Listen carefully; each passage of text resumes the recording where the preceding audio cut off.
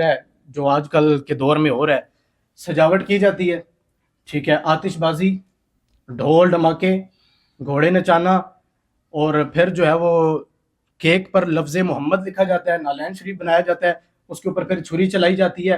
یہ فضول کام اور یہ اس طرح کی بے ادبی یہ کیا چیز ہے؟ اس پر گرفت ہے یا یہ بھی کھلی اجازت ہے؟ نہیں کسی چیز کی دیکھیں. جو گھوڑے نچانے والا معاملہ ہے، اگر گھوڑوں کو آپ جنگی فنی سکھائیں نا، جنگی فن سکھانے کے لیے ان کو ایسے ایسے معاملات کریں، اس کی اجازت ہے، اس کی شریعت میں اجازت ہے.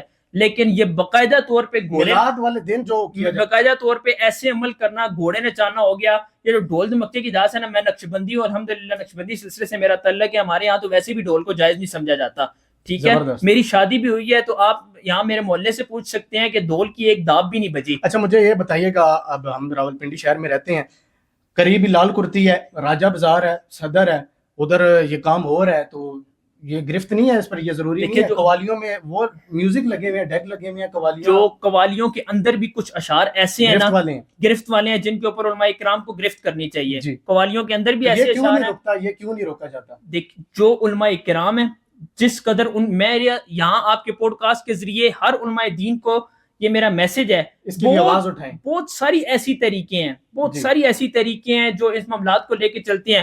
علماء کرام جو جمعے کا اجتماع ہوتا ہے، اصل میں ہماری عوام بھی جمعے کے اجتماع پہ لیٹ آتی ہے نا، وہ صرف اس ٹائم آئے گی کہ آگے نماز پڑھے گی اور چلے جائیں گے، دوسری اذان ہو رہی ہوتی ہے. ایسے ہی معاملہ ہوتا ہے. علماء کرام کو چاہیے کہ جمعے کے خطبے کے اندر لوگوں کو صحیح شرعی اصولوں کے مطابق میلاد منانا سکھائیں.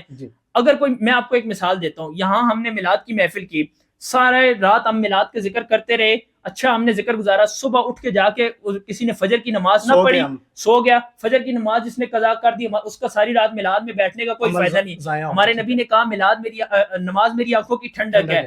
جو نبی کی حدیث ہے، اگر آپ نے فرض چھوڑ دیا، وہاں نماز نہیں پڑھی، تو بیٹھنے کا کوئی فائدہ نہیں. اس کا یہی ہوتا ہے وہ ادھر جو ہے وہ دھمال ڈالی جا رہی ہے اور ادھر وہ ڈانس کیا جا رہا ہے، اور ادھر مسجدوں میں اذان ہو رہی ہے اور نمازی جو ہے وہی بزرگ جو ہے وہ 1-1.5 صف ہے، اور باہر پورا محلہ جو ہے، پورا علاقہ جو ہے وہ جلوسوں میں ماشاءاللہ سے جو ہے نا وہ موجود ہے، اور میلاد منایا جا رہا ہے، اور نماز آنکھوں کی ٹھنڈک ہے، نماز چھوڑی ہوئی ہے، اور لفظ محمد نالین شریف ہے، لفظ محمد لکھا ہے، اس پر چھریاں چلائی جا رہی ہیں. دیکھیں یہ تو ہمارے دلوں پر چھریاں چل رہی ہیں، دلوں پہ چھریاں. آپ جو عاشق ہوتا ہے نا، عاشق، اس کے محبوب کی کوئی چیز رستے میں زمین پر بھی پڑی ہو نا، وہ اس چیز کو اٹھا کے اپنے پاس رکھ لیتا ہے.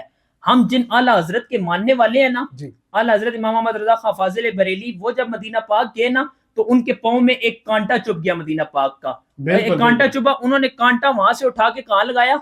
دل والی جگہ پہ، دل والی جگہ پہ کانٹا لگایا اور کہا اے خار صحرائے نبی، پاؤں سے کیا کام تجھے، میری جان میرے دل میں ہے رستہ تیرا. ہم تو اس امام کے ماننے والے ہیں کہ جو مدینے کے کانٹوں کا بھی حیا کرتے ہیں، مدینے کے کتوں کا بھی حیا کرتے ہیں.